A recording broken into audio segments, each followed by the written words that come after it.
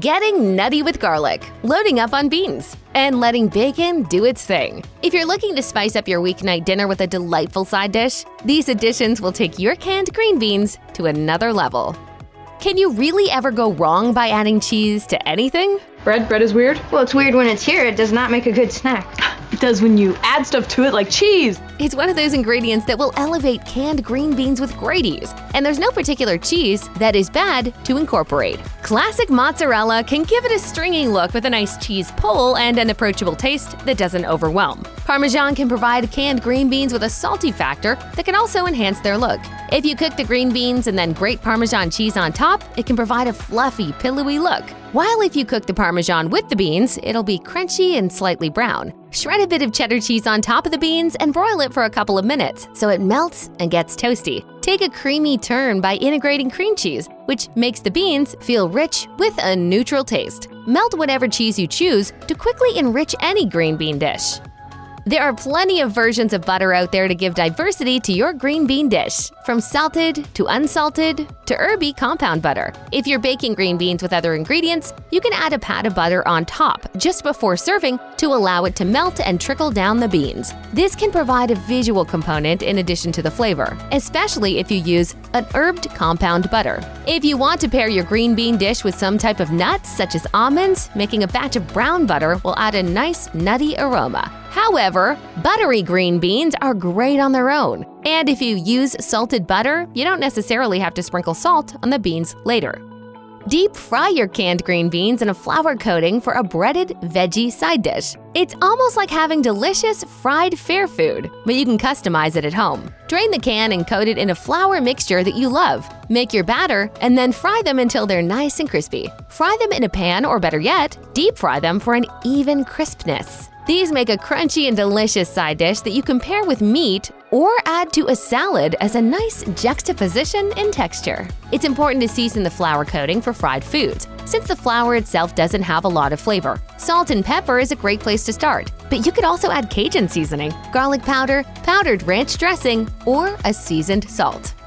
Garlic is used in many savory foods to load up the flavor. When it's raw, garlic is potent and peppery, so you should mince it finely to release its sulfuric compounds during the cooking process. The garlic's scent and taste come through once these compounds are exposed to air, stretching the effect of your garlic. This might be especially useful if you only have 1 or 2 cloves and want to make the most of it. But you can always fry packaged pre-diced garlic to include with the beans. If you prefer more of an almost nutty taste, roasting your garlic is also an option. It's also a bit more palatable for some people who aren't the biggest fans of garlic, since it mellows out the bite. Roasted garlic is a bit more paste-like than using minced garlic, and cuts down on cooking time since the garlic is already baked.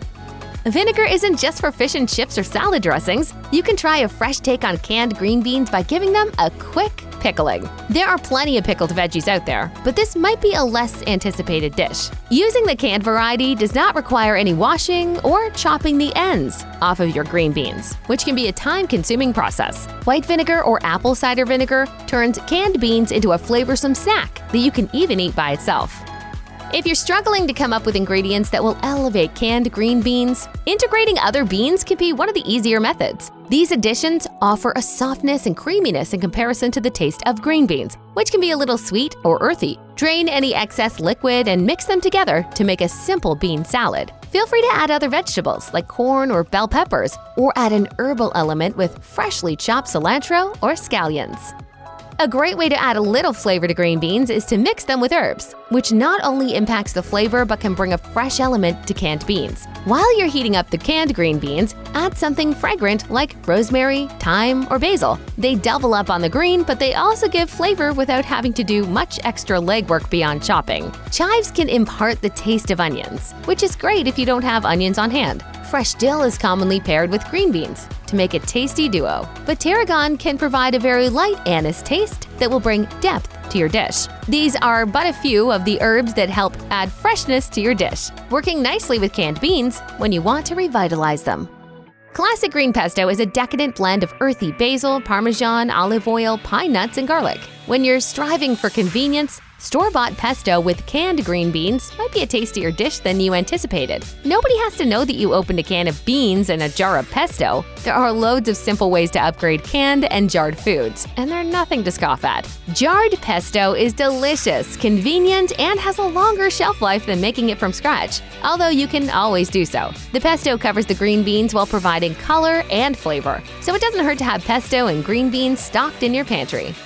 Give crunchy distinction to your green beans with nuts. Rather than adding whole nuts, use a slivered variety. Crush them or chop them up for a more even bite. Ina Garden likes to serve her green beans with roasted hazelnuts, which have an earthy nuttiness. Hazelnuts aren't as potent as peanuts, which tend to bring a lot of flavor into anything they touch. The hazelnut makes a more nuanced inclusion that you might want to try. Almonds are a very popular addition that you'll see in dishes featuring green beans, as this crunchy and buttery nut works well with the softness of canned beans. You can use slivered almonds, sliced toasted almonds, or simply chop them up yourself. If you're going for convenience, packaged slivered almonds are a top choice. You could also use pistachios or walnuts. For a step up, roast the nuts on a pan very briefly to give them a little bit of color, and then add your green beans to warm them up.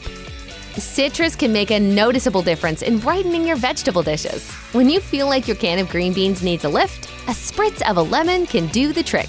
Fresh lemon is a bit more potent than the bottled variety, and you could even add a bit of the zest for more citrus power. That said, bottled juice is also effective at heightening green beans, so you don't have to go to the store to buy a bunch of fresh lemons. You got 3 lemons. What my baby wants, my baby gets. You know that. No, but I wanted 12. Baby wanted 12. While lemon lovers might feel like adding the juice of 1 or 2 lemons per can of beans, you could easily limit it to half a lemon if you don't want to overpower the dish. Pan fry the green beans and add lemon juice. The acidic boost of lemon can bring vibrance to your veggies, particularly if you feel that the canned green beans need an enhancement. When you're searching for an ingredient that provides a double whammy, bacon is a prime contender.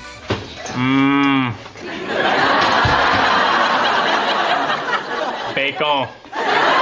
The crispy bits add a savory and scrumptious crunch to the softness of the green beans, but you can fry these veggies in the bacon fat as well. After frying your slices of bacon, remove them from the pan but leave the grease. Open your can of green beans, strain all the liquid, and fry them up in the bacon fat. It adds a magnificent smokiness without having to use any additional ingredients. Once the beans are heated and fried, crumble the bacon and you're ready to serve. It's a simple but effective method of jazzing up canned green beans. The taste of the bacon grease carries into the beans itself, so it's enveloped in the flavor. Don't eat bacon? Use turkey bacon. Although it won't have the grease content for frying, it can still give that crunchy contrast.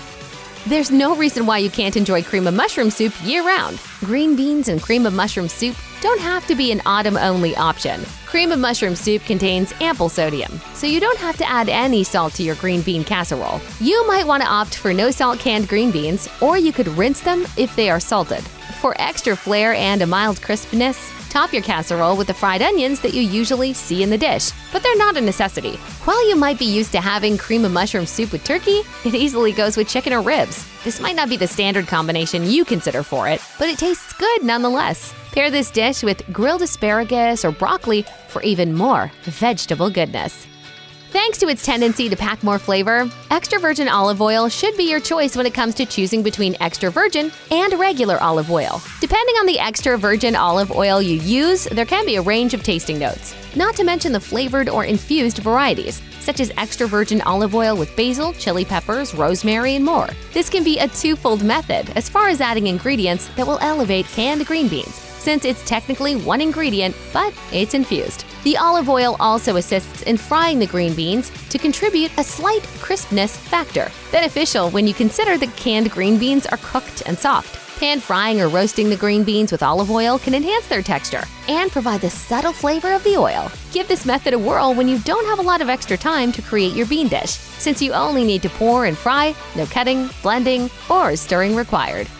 The delightful starchiness of potatoes has a comforting component. You can use them in a plethora of ways, from boiled to mashed to fried. Potatoes. Boil them, mash them, stick them in a stew. The combination of green beans and potatoes can result in numerous varied and flavorful side dishes. Different potatoes like russet or fingerling can work for different meals, and if you're feeling extra creative, consider whipping up some kind of yummy vinaigrette to add some extra flavor to the dish. The duo of potato and green beans is a great match because it balances a vegetable with a carbohydrate to make a satisfactory side dish to keep you filled.